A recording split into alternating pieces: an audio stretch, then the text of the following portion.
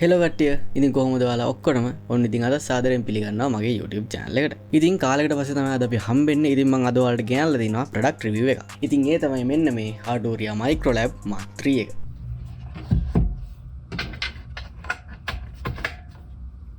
ඉතින් ඔයාලට පේනවා මේක දිහා බැලුවට පස්සේම ලොකුවට මේක කතා කරන්න දෙයක් නැහැ. ඒ වුණාට මේක මියුසික් පටන් ගන්න කට්ටියට වගේම ප්‍රොෆෙෂනල්ලට උනත් මිඩියා අවශ්‍යතාවය වෙනුවෙන් සෑහෙනම හොඳ ප්‍රොඩක්ට් එකක්. ඉතින් මේ කතා කරන්න තියෙන මේන්ම ෆීචර් එක තමයි ඔයාලගේ මෙන්න මේ කීස් ටික. ඉතින් ඔයාලට මෙතන කීස් 25ක් බලා ගන්න පුළුවන්. ඒ වගේම ඒ 25ම velocity sensitive තියෙනවා. ඉතින් ඔයාලට ඒක නිසා dynamics තියෙන හොඳ මෙලඩි එකක් හදා ගන්න පුළුවන්. ඒ වගේම තමයි ඔයාලට පේනවා ඉතින් මෙන්න මෙතන touch strips දෙකක් තියෙනවා. ඉතින් මෙතන ඔයාලට පේනවා ඉතින් pitch bend එක, ඒ වගේම මෙතන තියෙනවා modulation එක. ඉතින් මම personally වැඩි කැමති නැහැ මෙන්න මේ ටච් විදියට තියෙනවනේ. මොකද මෙතන ෆිසිකල් වීල් එක තියෙනකොට අපිට සෑහෙනම ඇකියුරේට් විදියට මේ පිච් බෙන්ඩ් එක එහෙම කරගන්න පුළුවන්. ඉතින් මේක ප්‍රයිස් රේන්ජ් එකත් එක්ක සමහරට ඒක කොස්ට් එක අඩු කරන්න කරපු වැඩක් වෙන්න පුළුවන්. කොහොම හරි මේ දෙක සෑහෙන හොඳයි සහ මේ දෙක ප්‍රෝග්‍රෑම් ගන්න පුළුවන්. ඒ කියන්නේ ඔයාලට මේක පිච් බෙන්ඩ් ඒ වගේම මොඩියුලේෂන් විතරක් නෙමෙයි, ඔයාලගේ ඩෝ එකේ තියෙන එක එක දේවල් කන්ට්‍රෝල් ගන්න ඔයාලට මෙන්න මේ දෙක ලින්ක් කරගන්නත් පුළුවන්. ඉතින් ඒ දෙකෙන් උඩට ගියාට පස්සේ ඔයාලට මෙන්න මෙතන පේනවා ඔයාලගේ octaves up and octaves down buttons දෙක. ඉතින් ඔයාලට මෙතනින් පුළුවන් ප්ලස් එක ඔබලා ඔයාලගේ octave up එකට යන්න. ඒකට මයිනස් එක ඔබලා ඔයාලට පුළුවන් ඔයාලගේ octave down එකට යන්න. ඉතින් මේ keyboard එකේ කතා කරන් තියෙන අනිත් වැදගත් feature එක තමයි මෙන්න මේ hold option එක වගේම auto chord option එක. ඉතින් දැන් ඔයාලට පේනවා ඉතින් මම මෙන්න මේ keyboard එකේ මේම note tab press කරාට පස්සේ මෙන්න මේක අතහැරියට පස්සේ ඒක නවතිනවා. ඉතින් මෙන්න මේ hold කියන button එක එකපාරක් press කරාට පස්සේ ඔයාලට පේනවා ඒක සුදු පාටටපත් වෙනවා. ඉතින් එතකොට ඔයාලා බලන්න පුළුවන් මේක hold වෙලා තියෙනවා.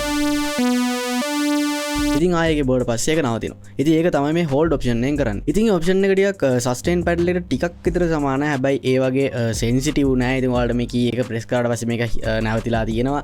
ඉතින් ඊට පස්සේ ආයෙ මේකේ බෝඩ පස්සේ ඒක අයින් වෙනවා. ඉතින් ඒක ටිකක් කරදරයි. හැබැයි ඒක සමහර තැන්වලදී සෑහෙන වැදගත් වෙන feature එකක්. ඉතින් අනිත් option එක තමයි auto chord කියන්නේ. ඉතින් ඔයාලට දැන් පේනවා ඉතින් මම මෙන්න මෙතන C එක එබුවොත් එහෙම ඔයාලට තනි නෝට් එකක් තමයි එන්නේ. ඉතින් මෙන්න මෙතන shift කියන එක press කරන් hold එකේ බෝඩ පස්සේ ඔයාලට පුළුවන්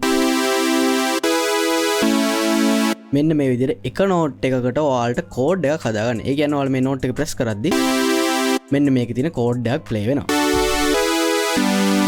ඉතින් ඔයාලට ඒ ඔප්ෂන් එකත් පාවිච්චි කරලා බලන්න පුළුවන්. ඒක කොච්චර දුරට සාර්ථකයිද කියන්න මම දන්නේ නැහැ. මොකද මම ඒක පාවිච්චි කරන්නේ නැහැ. මම කෝඩ්ස් ඕන වෙලාවට මම කෝඩ්ස් හදා ගන්නවා.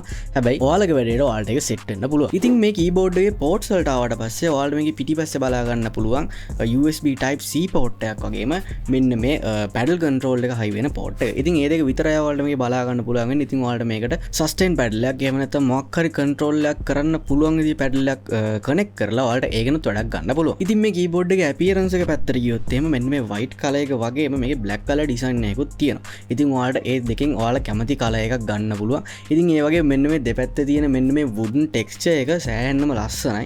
ඉතින් මම කැමති personally මෙන්න මේ white color design එකට. ඉතින් ඔයාලා කැමති color එකක් ඔයාලට purchase කරන්න පුළුවන්. ඉතින් මේ keyboard එක මම purchase කරේ Yamaha Music Center එකෙන්. ඉතින් ලංකාවේ මේක දැනට available තිබ්බේ යාලා ගාව විතරයි. ඉතින් ඔයාලට පුළුවන් යාලව contact කරගෙන මේකේ stock තියෙනවද ඔයාලට ගන්න පුළුවන්ද කියන එක check කරගන්න. ඉතින් මං හිතනවා මෙන්න මේ MIDI keyboard එක පාවිච්චි කරලා ඔයාලට ඔයාලගේ music journey එක පටන් ගන්න පුළුවන් වෙයි කියලා.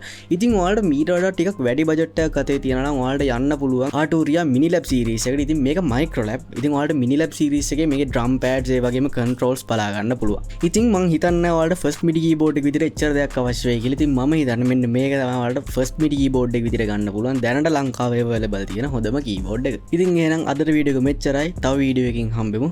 ජය වේවා.